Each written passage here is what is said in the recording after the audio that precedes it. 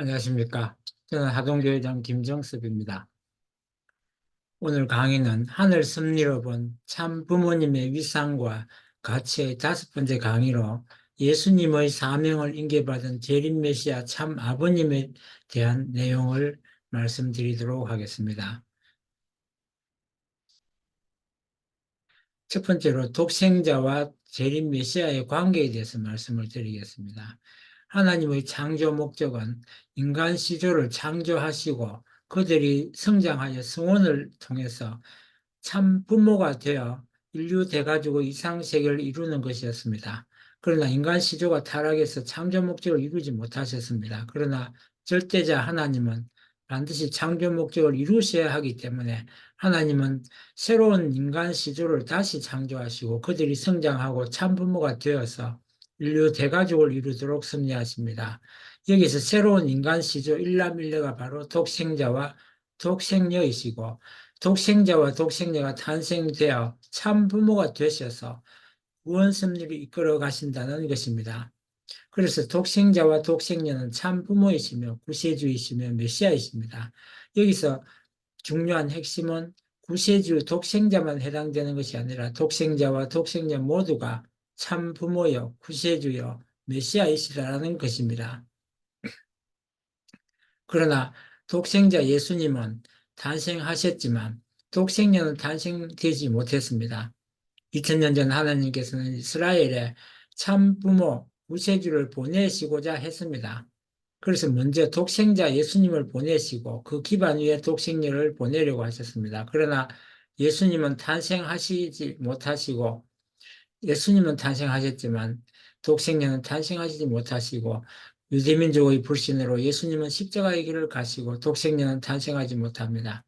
그리고 예수님께서는 재림을 약속하시고 어린 양 혼인잔치를 예언하시고 기독교를 통해 연장된 섭리를 이끌어 가시게 됩니다. 인류 역사에서 참 부모가 출현하기 위해서는 독생녀가 탄생해야 하고 예수님이 재림하셔야 합니다. 그런데 예수님께서 재림하실 때 2000년 전에 돌아가셨던 그 예수님이 오시는 것이 아니라 사명 계승자를 소명하셔서 재림하시게 된다는 것입니다. 그래서 예수님과 성령을 중심한 기독교 2000년의 목적은 첫째, 독생녀의 탄생을 준비하는 것이고, 둘째는 예수님의 재림을 준비하는 것이고, 셋째는 참 부모님의 구원 섭리를 위한 준비를 하는 것입니다. 여기서 우리가 기독교인에게 핵심적으로 선포하고 교육해야 할 내용이 여기에 있습니다. 그것은 예수님이 재림하시는 진짜 목적은 예수님이 다시 와서 인류를 심판하는 것이 아니라 예수님이 인류의 참 부모가 되어서 타락 인류를 구원하고 참 하나님의 뜻을 이루기 위하여 독생녀를 만나 어린 양 혼인잔치를 하는 것이기 때문에 기독교의 본질은 독생녀의 탄생을 준비하는 것이고 이것이 2000년 기독교 역사의 첫 번째 목적이라고 하는 것입니다. 그렇다면 재림 메시아의 목적은 무엇일까요? 재림 메시아는 예수님 이루지 못한 메시아의 사명을 완수해야 하는데 먼저 독생녀를 맞이하기 위한 기독교와 국가 기반을 조성해야 합니다. 그리고 나서 독생녀를 맞이하여 어린 양 혼인잔치를 하심으로써 참 부모님으로 현현하시어 타락인간과 세상을 구원하시고 하나님의 창조 이상 세계를 완성하셔야 합니다. 그렇기 때문에 참 아버님은 독생자 예수님의 메시아 사명을 계승한 재림 메시아이십니다. 참 아버님께서는 하나님의 특별한 소명을 받으시고 예수님의 메시아 사명을 계승 받으셔서 재림 메시아로서의 책임 노정을 출발하셔야 합니다. 그리고 재림 메시아의 위상을 완성하기 위한 책임 완수 노정이 필요합니다. 독생녀, 그렇기 때문에 독생녀를 맞이하기 위한 준비를 하시고, 독생녀를 맞아 성원하시고, 재림 메시아의 일상을 완성하시고, 참 부모님으로 현현하시어 타락 인류를 구원하는 구세의 섭리를 시작하셔야 합니다. 다음은 참 아버님의 소명과 재림 섭리의 출발입니다. 하나님께서는 한민족 가운데 선의 공직이 많은 조상의 후손이시며 재림 메시아 사명을 완수할 수 있는 천품을 타고나셨고 부천적 조건을 갖추신 하나님을 참 참 아버님을 특별하게 소명하여 예수님의 메시아 사명을 인계하십니다. 그럼으로써 하나님은 재림의 섭리를 시작하시고 그 앞으로 탄생하실 독생녀를 맞이할 준비를 하시는 노정을 출발하시게 되는 것입니다. 참 아버님께서는 1920년 평안북도 정주 문경유 중부님과 김경계 중모님 사이에 탄생하시고 탄생 전으로 참 아버님의 특별한 분임을 보여주는 징표가 있었습니다. 참 아버님은 어려서부터 뛰어난 영적 통찰력이 있었으며 인생과 우주의 문제를 놓고 깊이 고민하시게 됩니다. 여기서 주목할 부분은 재림 메시아는 기독교의 기반 위에 서야 하시기 때문에 참 아버님의 가정은 그 당시에 유교의 가정이었지만 그 가정을 기독교로 인도하시고 참 아버님께서 기독교 신앙을 시작하시게 됩니다. 참 아버님은 더욱 깊은 기도와 명상과 경건의 생활을 하셨습니다. 그리고 참 아버님의 소명을 전후로 해서 찾아온 가정적 어려움은 재림 메시아로서의 특별한 소명을 위한 탕감이었습니다. 1935년 4월 17일 부활절 새벽 묘두산에서 15세의 참 아버님 앞에 예수님께서 현현하십니다. 예수님은 참 아버님에게 자신의 메시아 사명을 대신 맡아 이루어 달라고 부탁하셨고 몇 번이나 거절하시다가 예수님의 간곡한 부탁으로 예수님의 사명을 이어받아 메시아 사명을 인계받으시게 됩니다. 예수님은 하나님의 섭리와 참 아버님이 해야 할 섭리적 일들을 가르쳐 주시고 하나님의 뜻에 따라 메시아의 사명이 예수님으로부터 참 아버님에게 계승하게 됩니다. 그리고 참 아버님께서는 재림 메시아를 완성하기 위한 노정을 출발하십니다. 참 아버님은 독생녀 참 어머님을 맞아 어린 양 혼잔치를 올림으로써 재림 메시아 위상을 완성하고 참 부모가 되셨습니다. 독생자 예수님의 첫째 소원도 독생녀와 성혼하는 것이었고 그러므로서 참 부모가 되는 것이었던 것처럼 독생자의 계승을 받은 재림 메시아 참 아버님의 소원도 독생녀와 성혼하여 참 부모가 되시는 것이었습니다. 독생녀를 맞아 성혼하기 위해 먼저 기반을 조성해야 하는데 그 기반 조성에 대해서 이어서 말씀드리겠습니다. 독생녀를 맞이하기 위한 재림 메시아의 사명이기도 합니다.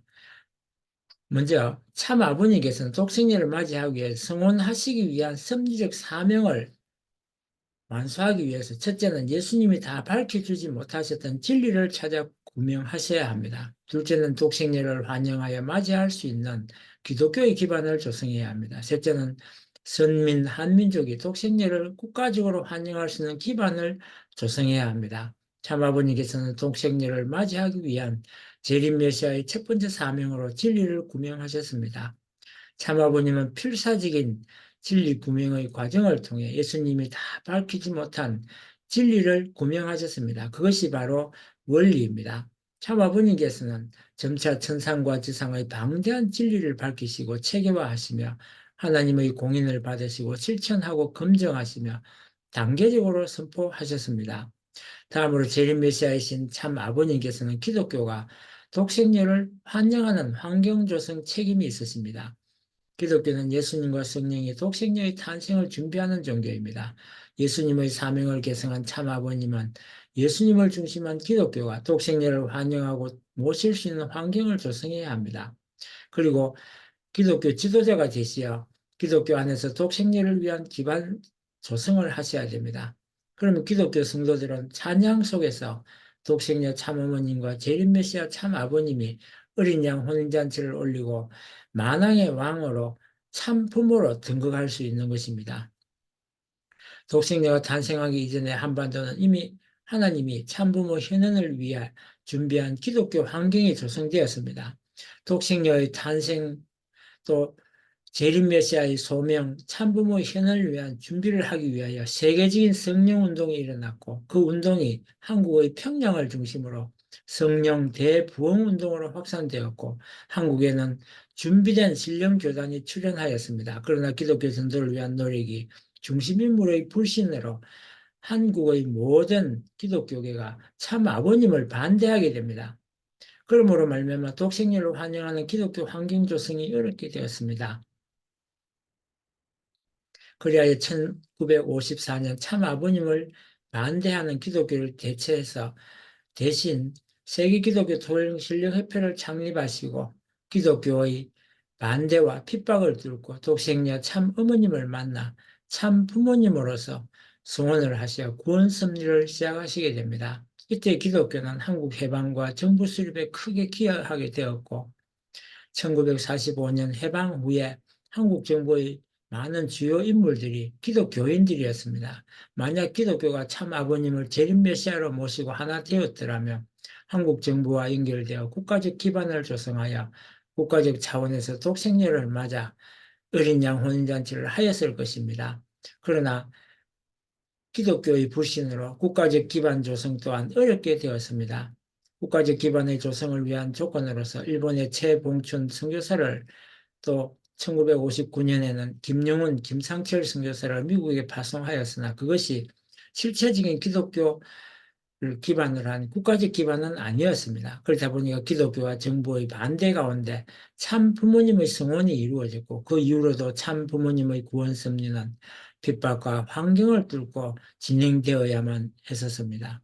이렇게 환경의 조건적 완성이었기에 반대와 핍박이 이어질 수밖에 없었습니다. 하지만 참 아버님께서는 그러한 환경 속에서도 성원식을 올리고 구원 섭리를 펼치실 수밖에 없었습니다. 그리하여 1960년 3월 16일 참 아버님께서는 독생녀 참 어머님을 맞이하여 하나님이 예정하신 어린 양 혼인잔치를 올리시게 됩니다. 참 어머님은 하나님을 위하여 스스로의 결단으로 참 부모의 자리에 나아가셨습니다. 이로써 참 부모님이 현현하시고 타락인간의 구원 섭리가 시작될 수 있었습니다. 다음은 창조 원리로 본 어린 양 혼인잔치를 위한 재림 메시아의 노정을 알아보도록 하겠습니다. 첫 인간 시조 아담 해와는 창조 원리에 따라 순기를 지키며 성장하여 창조 목적을 완성해야 했습니다. 그러나 아담 해와는 순기를 지키지 못하고 타락하여 사탄의 자녀가 되었습니다. 그러므로 새 인간 시조 독생자와 독생녀는 창조 원리에 따라 순기를 지키며 성장하여 창조 목적을 완성해야 합니다. 독생자 예수님은 창조 원리에 따라 순기를 지키며 성장하여 독생녀와 성혼을 하여 참 부모가 되어 창조 목적을 완성하려 하셨지만 십자가에 돌아가셨습니다. 그렇기 때문에 예수님의 사명을 계승한 재림 메시아 참 아버님도 창조 원리에 따라 성장하여 독생녀를 맞아 참 부모가 되어 창조 목적을 완성하셔야 합니다. 독생녀 참 어머님은 더 이상 섭리를 연장할 수 없는 하나님의 섭리와 사정을 아시고 하나님을 위해 스스로 결단하여 성원의 자리로 나아가셨습니다.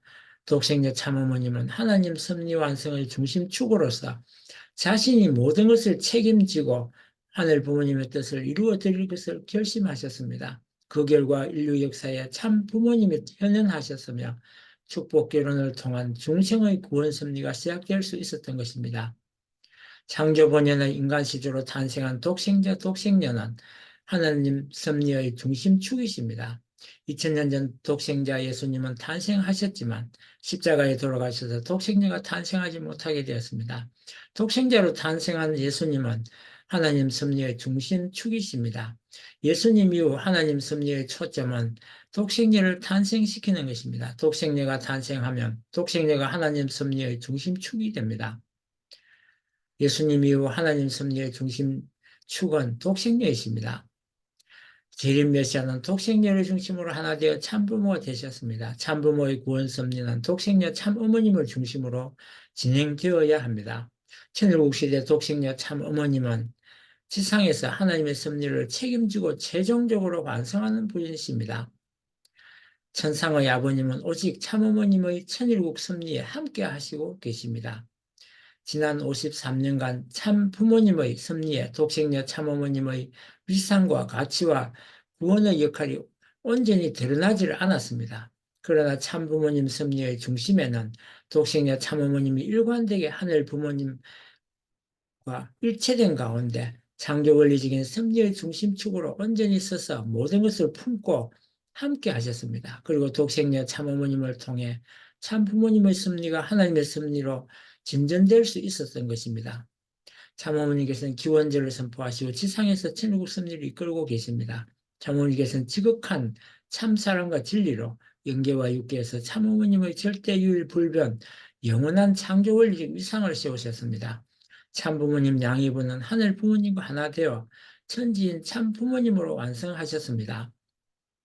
참어머니께서는 참부모님과 하늘 부모님은 일체의 시기에 인류는 지상의 참어머님과 하나 되기만 하면 자연스레 참아버님, 하늘 부모님과 하나 되게 됩니다. 이를 통해 천일국의 백성이 되어 하늘의 효자, 효녀, 충신이 될 수 있습니다라고 말씀해 주셨습니다. 우리 모두는 섭리의 중심 인물이신 독생녀 참 어머님과 함께 참어머니께서 지상에 계시는 황금기인 이때에 반드시 하늘 부모님을 모시는 환경권을 넓혀서 지상 천국을 만들기 위해 투입해야 할 것입니다. 그리고 참어머님 제실 시에 하늘 앞에 자랑할 수 있는 실적을 보고드려 독생녀 참어머님이 찾으시는 바늘 하나가 되고 독생녀 참어머님이신 푸른 청룡의 여의주가 되어야 함을 거듭 말씀드리며 모든 오늘의 말씀을 마치도록 하겠습니다. 끝까지 들어주셔서 감사합니다.